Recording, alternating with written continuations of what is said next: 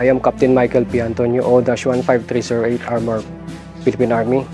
I am a proud member of the OCC Class 33-2007.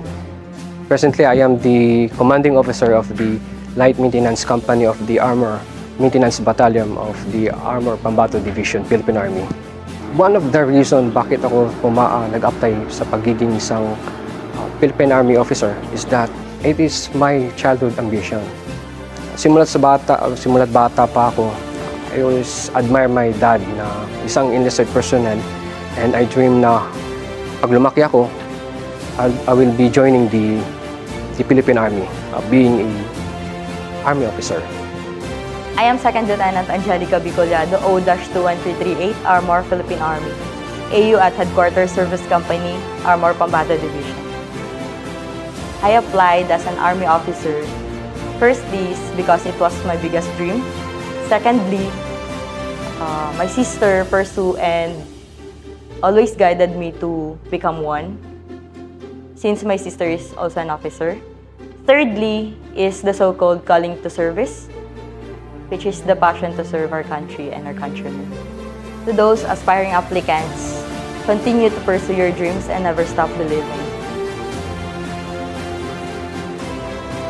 I'm Captain Boang Emmanuel Alindayu, O-17318 Armor Philippine Army, Operation Officer of 1st Tank Battalion, Provisional Armor Division, Philippine Army, and graduate of OCC Class 40-2013.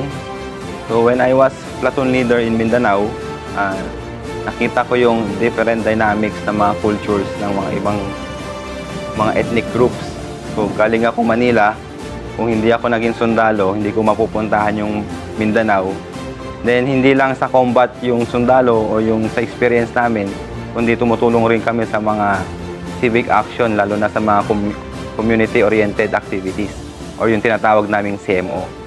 So hindi lang nakafocus ang mga kasundaluhan natin sa combat operation, kundi sa pagtulong rin sa mga civilian. Sa ating mga kabataan na who are aspiring na maging isang Philippine Army officer, ituloy nyo lang pangarap nyo.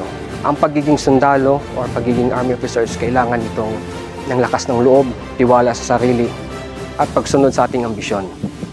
Although na embedded na to sa atin, but still, kailangan natin itong i-enhance through trainings. At ito yung tamang platform para ma-improve nyo yun, joining the Philippine Army Officer Corps.